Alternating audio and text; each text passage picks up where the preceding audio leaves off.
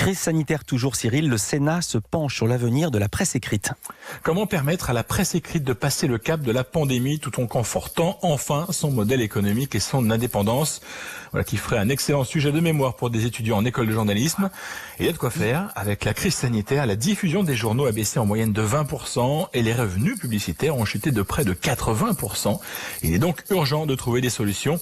Les sénateurs ont décidé de s'emparer du problème et de fournir leurs propres préconisations.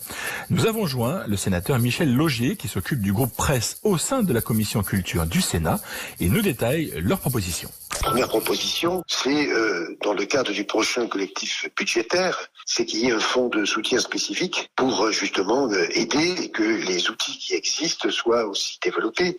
Parce qu'il y a des fonds déjà qui sont mis à disposition, mais il faut, je crois, les mobiliser le plus rapidement possible. Deuxième chose tout à fait simple, c'est tout simplement de décaler le remboursement à la poste des frais d'affranchissement.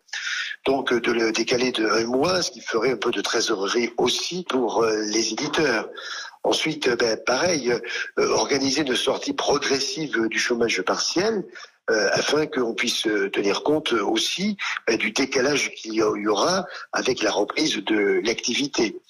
Et puis, une chose aussi tout à fait simple, mais qui ferait du bien, c'est de concentrer sur la presse les campagnes de communication institutionnelle du gouvernement, de préférence bien sûr aux plateformes numériques.